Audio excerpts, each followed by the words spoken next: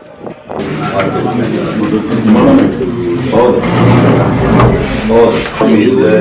place ni mtu anafanya kazi is our employee.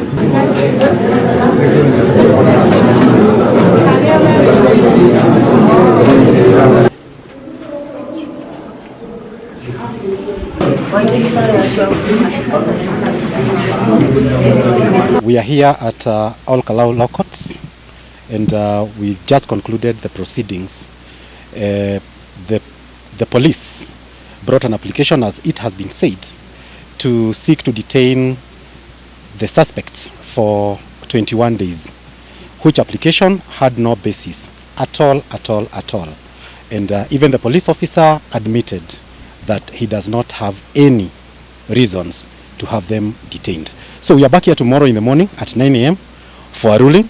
Hopefully they will be released. We have urged the court to release them unconditionally, and we hope the court will agree with our submissions.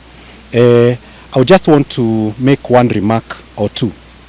The trend that we are seeing nowadays, because we also took a bit of time to agree on how these people will be put in custody, is because of the unsafety of police detention.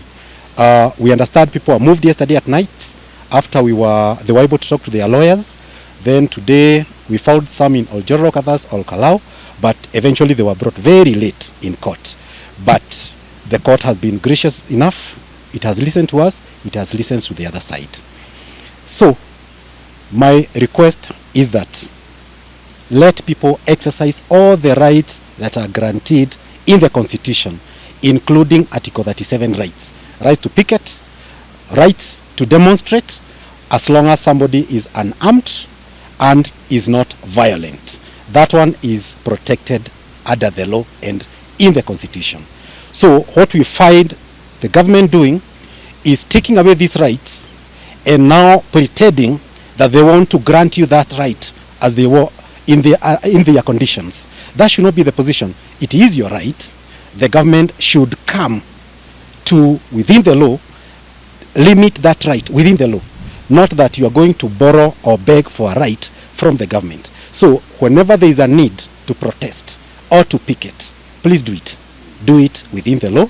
Don't be armed. Don't be violent. And whenever these situations arise in court, we'll always come. We'll always support our people. We'll always ensure that people are not put in a cage where they will be begging for rights. Of all the things, we will not be begging for rights. We'll be exercising our rights within the confines of the law. Okay. I think we were here this morning, and I was here very early in the morning at around 8. And I wanted to visit some suspects who were arrested yesterday. Yesterday and also Saturday. A number of 19 of them, with allegations that they are the people who actually, looted property in the county and also did destruction of buildings within the county premises. So we had a bit of challenges because, as you could hear from the interrogation of the investigating officer, that some of the suspects were actually transferred at 1 a.m. from All Kalau to Oljorok cells. Now, what you see here is a scenario where persons, and you could clearly see from the affidavit of the officer, saying that these are people who are actually exercising their right that is granted under Article 37 to picket peaceably.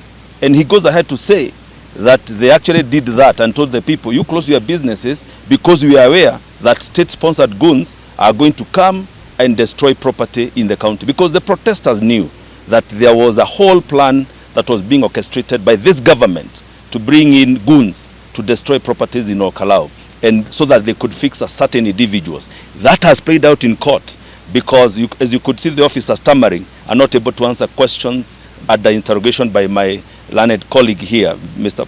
Honorable Paul Wadhuta. So this is our country now, and is a scenario where people are being detained. In fact, this state is asking for people to be detained. Asking for 21 days is actually what I would call travesty of justice. is a question of trampling on their Bill of Rights that Kenyans actually gave themselves. Kenyans actually indicated in the Constitution, for you to be detained, there must be serious reasons why you should actually be detained. And that is the argument that we have actually advanced in court. What we must tell the people who protested peaceably, you have that right. And we're also saying this, that the people of this republic must not be denied the rights that they gave themselves in the Constitution. Nobody should do that, not the state. Nobody should deny that. And number two, you can see the kind of investigation that the police are carrying out. Very short investigations, coming to court with nothing. In fact, nothing. Nothing. Very contradictory statement. Going ahead, even arresting minors and putting them in the same jail as adults. That is a contravention of the Constitution and the Children's Act. And that is why that child, a Form 2 in Huruma Secondary School, was actually released on free board. So this is what we are seeing in the country.